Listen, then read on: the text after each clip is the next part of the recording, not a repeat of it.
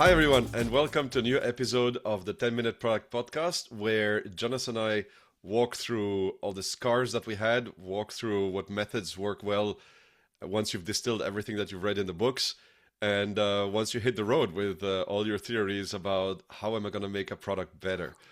What we want to talk about this time is talking about something that some of you have experienced, some of you will experience. There's no chance that you go through your career without it. It is you join a wonky place. The product's wonky, the team's wonky, procedures are wonky, something is off. How do you go about landing in there? How do you go about finding out what is wonky, and how should you what big of a gap you have towards your goals? And then finally move towards making something better. The usually wonkiness centers around the three P's. So it's people, it's product, or it's process. It might be all three at the same time. But generally speaking, this is kind of a way to approach it, and as a way of you investigating and doing a research to understand what's sparking the wonkiness.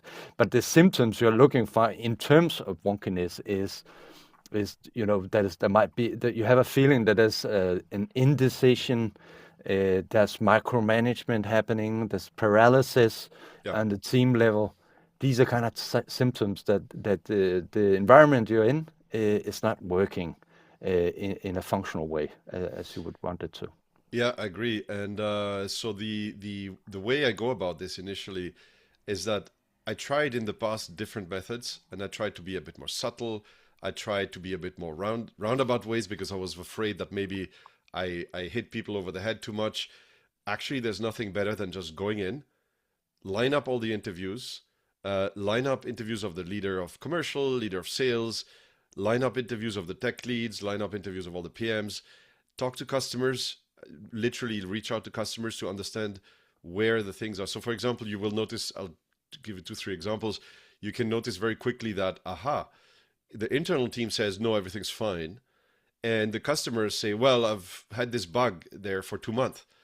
And so nothing's fine. And the customers don't get answers within 2 months, which is bad because they pay and then they wait for, eventually they go to a competitor. So you notice this, you notice other things, which are, you ask people, you say, hey, I read the mission. It says this. I read the goals. It says this slightly other thing. Then I look at the roadmap. And there are 3 things on the roadmap that don't go towards either of these goals. Why are they there? If they don't match up to any of the goals in the aligning thing. I should mention, by the way, at this point that we talked about some of this in the high performing team episodes. But that's right. The main thing is you quickly notice differences and gaps if you start to dig in quickly into everything possible. Processes, talk to people, match the goals with what's being done. Where are the KPIs? I'll give you an example. A company I worked with, for example, I remember perfectly looking at the KPIs, and I said, why don't these KPIs measure what you have as a goal in the company? And we said, no, but it's fine. They're sort of telling us that we're on track. And when you start digging into them, they actually didn't tell you anything because they were sort of, business activity of users. And so if you look at business activity of users, if it's around banking, people have to do the banking.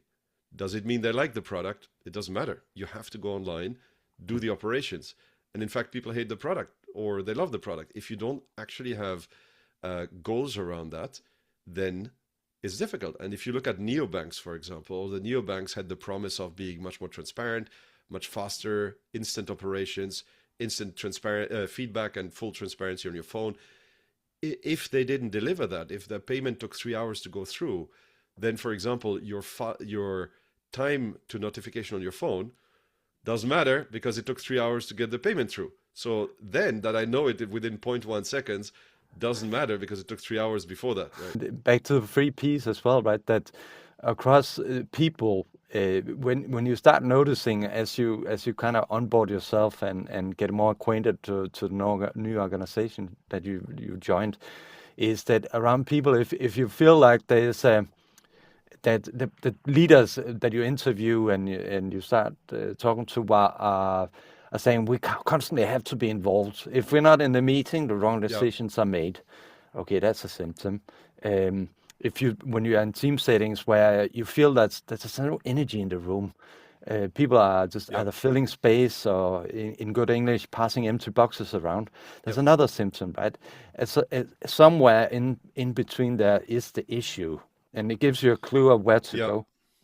And then around product, if as I think you had a good example around if you see a clear-cut vision, beautiful on slide, but you don't see it in the backlog of the teams as you join team meetings or agile ceremonies, and looking at the actual launch roadmap, what's coming there, and the feedback you get from customers. Again, somewhere in between there's a clue to look further to understand what's underneath then. And then around process, generally speaking, if you see a lot of meetings where the whole team is invited, or a whole peer set, like co-leaders, joins the same meeting but don't say anything. Another symptom that roles and responsibilities might not be clearly cut, and as well if you see teams constantly seeking permission or Yes. confirmation they're making the right decision. Uh, Again, another red flag that's to be aware Yep. of. And the case that comes to mind for me is a role I took on to set up. First of all, make product work for us. That was the brief, Yeah. and it was a global retailer. I joined. There was a team that was product management in title, It's the product product. Yeah, I know. manager, and we're in quotation for our listeners. And what I found was that the people were in that team literally thought they were doing product management, but in effect, what they were doing is that the company had an offshore development setup with a product owner on the other side as well, working remotely in another time zone, and the in-house team, product management team, what they were doing was doing it to the nth level of detail specifications for those teams, and passing that. And in effect, what they were doing was supplier management rather than product management. So a lot of the kind of way of resolving that was to Yeah. first of all in-house engineering, or some of it, and bring them closer to the backlog, the product management team. Yeah. But we'll touch on that case further down the line. But it's an example around how different red flags kind of brings you closer to what's the Yep. actual problem here. I'm going to take a quick step back and talk about what I then find interesting. Initially, I found it difficult to say, well, okay, it's wonky, but how is it wonky? What would be a non-wonky version of this? And then I realized I need to actually go and check the goals. And so I think it's really important to look at the overall picture and say, what are the current business goals? Make sure to interview the CEO, understand what the business goal is, because many times I find that um, it's wonky from the top. And it doesn't mean that anybody's malicious or bad or anything. It's just that it's not aligned, and that people have to do a bigger job of aligning, for example. And I found that the goal, the business goal, is the first thing that you really need to check. And then you see the gap towards what's happening. And then what I find is that this is where I start to understand, aha, to achieve this business goal, these are the things we should be doing. And these are the things that are effectively happening, right? Whether it's Exactly. process, whether it's people, whether it's this and that. And so I had this example of a company that I went in, and I think that was most challenging I had, because I didn't understand in the beginning. I thought, well, it feels wonky, but I can't quantify it. I can't, really put it down black on white. And then I realized at some point it just hit me. I thought, yeah, wait a second. So I looked at the business goal in depth. I went to talk to commercial teams. I said, why did you actually choose these segments? Why did you choose these audiences? I went into forums online to see what are people saying about the different tools they're using. What are they actually trying to achieve? And then I realized, you know what? The product vision is not the right one. So Mm. the audience segment they were targeting wasn't actually the correct one. I mean, as in, if that's what they wanted to target, then their product vision wasn't the right one, because it didn't solve the problems that these users had. And so then, trickling down, the individual teams were interviewing users, the PMs, let's say the individual contributor, IC level PMs, were interviewing users, and it wasn't quite getting there, and they didn't quite understand what they were trying to achieve. And then they said, well, if I made now something that would solve the use case for that guy, I wouldn't actually do something that completely matches our vision. And so they had this problem that what was the best for the users, or what would be, let's say, the best value that the user would pay for, because they would say, wow, this is great, this is exactly what I need, it wasn't matching the vision. And so the whole company was sort of in this, trying to plug a square thing into a round hole kind of thing. But that was my most interesting case of higher level, on the bigger picture, what transpires and how much attention you have to pay at all the different pieces to figure out where the real problems are. But this gap is I think what you want to end up with is, for each one of the levels, where's the gap towards where you want to go to?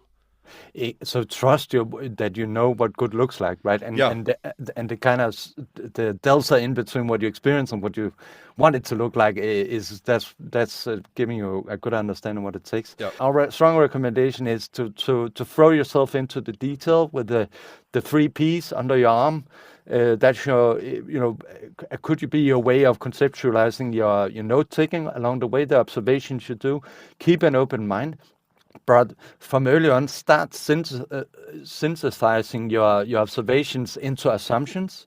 Yes. And then a strong recommendation to bring the relevant stakeholder group, usually your boss, certainly, but bring them along on your thought journey early on, because there's nothing worse than after a grace period, could be 1 month, 3 months, Yep. you rock up and you announce the need for a revolution, and they're still mentally left from your day one. And you need to bring them along. Next episode, we're going to dive into how can you set up a plan, a progressive plan to change a wonky organization and bring it towards a model where it's a perfect product market fit, it's a perfect engine to produce this.